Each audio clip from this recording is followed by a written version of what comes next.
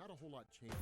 You'll find both those playlists down in the description, by the way. My editor Gordon will link those down there. But what this does is it basically picks up with Shang-Chi and a girl named Tamara. Now, initially, well, and again, we'll kind of get into this a little bit, but with Shang-Chi, he's really he's super good when it comes to martial arts. But the benefit of Shang-Chi is that he kind of ties into this idea of sort of finding your inner self, right? Like finding some kind of inner peace, right? Like he taught Spider-Man his own martial arts style called the Way of the Spider, different things like that. And so Shang-Chi's kind of the guy that you go to when basically you can't solve a problem on your own and you kind of have to meditate yourself through it. And that's one of the things that sort of goes on here is he's basically asking this woman Tamara, like, who were you before all of this? And as Tamara kind of starts to try to recollect on things, she's getting small little glimpses of her past. She's talking about things like, well, you know, I don't know how long it's been. I'm in the hospital. You know, I remember seeing like a flash of light. And basically Shang-Chi says, like, you've been in the hospital for 10 years. And that's when Tamara manifests back into Captain Universe. Now, this is where a bit of explanation comes in. So in Marvel Comics, you have the concept of Captain Universe. And so ultimately, Captain Universe basically gets his power from what's called the Enigma Force.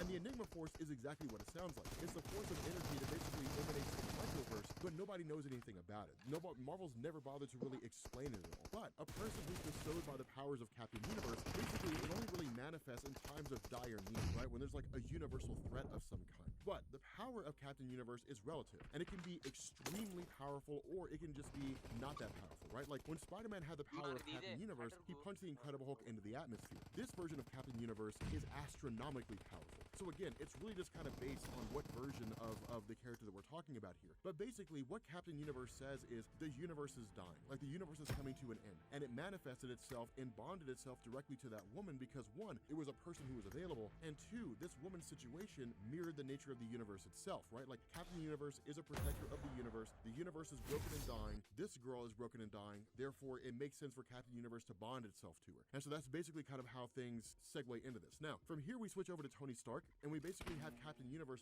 leaving Shang-Chi, going directly to Tony, and then speaking with Tony and Adam. Now, this kind of goes back to the first story arc of the Avengers that we talked about, which was Avengers World. And what we found out, or at least what we saw, was that there was a guy named Ex Nihilo, and there was a woman named Abyss. And basically, Ex Nihilo is what was called a gardener. The idea is that the gardeners travel from world to world, and they essentially try to like perfect life on those worlds. If they cannot perfect life there, then the robot they traveled with, which is called an Aleph, destroys the world. It'll just eliminate everything on the world and then destroy it. And so what happened is that in the first story arc, Ex Nihilo showed up on Mars, terraformed the planet, and then basically gave it an atmosphere and vegetation. And then after that, he targeted Earth. And what he tried to do, what he basically did is he shot an origin bomb at Earth, which essentially like jump-started the evolution.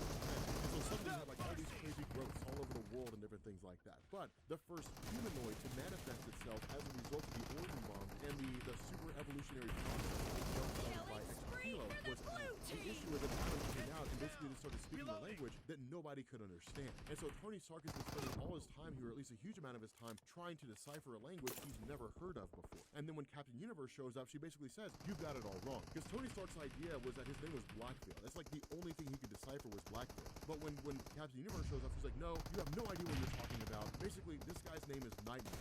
And essentially, like, what he's doing is speaking something called Builder Machine Code. And so what ends up happening is Captain Universe basically modifies the speech patterns of giving him the ability to speak. And he simply says, when the question's asked, what is it that's coming? You know, Nightmare says, like, it's the white event, the last white event in existence. Now, this is when things get really, really cool, is because what ends up happening is we switch over to something called the Superflow. Now, in Marvel Comics, what you have here, and it's really kind of strange the way it's depicted because it's been done different ways, so bear with me here. But in Marvel Comics, what you have is this multiverse, right? Like, you got this huge multiversal space. And the way this works is that between the universes, like barriers. So think of them like an invisible wall, right? Like if you were to look at the barrier of the universe, it would look like it just kind of extends on forever. But if you found a way to transcend that barrier and to walk through it, you would end up in a different universe. So it's kind of an invisible wall that can only be broken by certain. And so with that in mind, in between these different universes, it's been done one of two ways. This is Jonathan Hickman basically changing everything that we know about Marvel Comics. Because prior to this, what you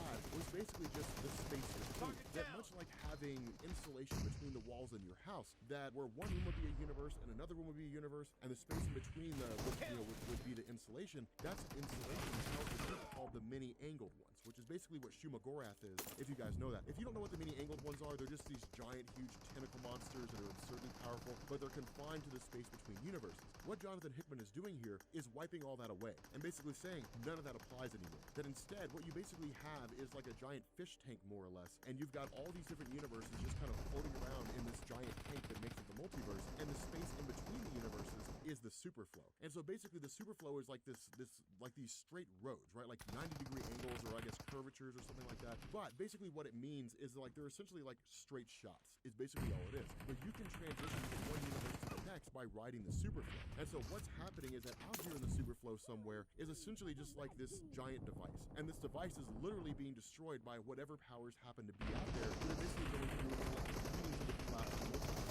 What they end up doing is picking up with like this one last, really like these two last guys that are there that are on this structure. And so it's kind of cool here because with the conversation between them, as they start to talk about this, they start to address this, what they basically say is like, there's this thing called the White Event. And the way this White Event works, and it's actually kind of cool, is it's not an original idea by Jonathan Hickman. Instead, the White Event comes from New Universal, from a whole other set of publications that were created by Marvel. But what essentially happened in this other publication created in this New Universal line of comics is you didn't really have superheroes per se. You didn't have Captain America, you didn't have Iron Man or anything like that. Instead, you would have this White Event that would initiate, and then like people would be bestowed with different abilities, but the abilities they had were relevant. Those of you guys who are watching Umbrella Academy, it would be like that. Basically in the sense that like different people would have different abilities, but they would come together as a singular unit and like save the world. And so what you ended up having was like a Starbrand, was basically one of the first beings to show up here. But what ends up going on in this instance is that because of the fact that like the space between them, the universes is collapsing due to the multiversal collapse, so this all basically coming to an end. Literally this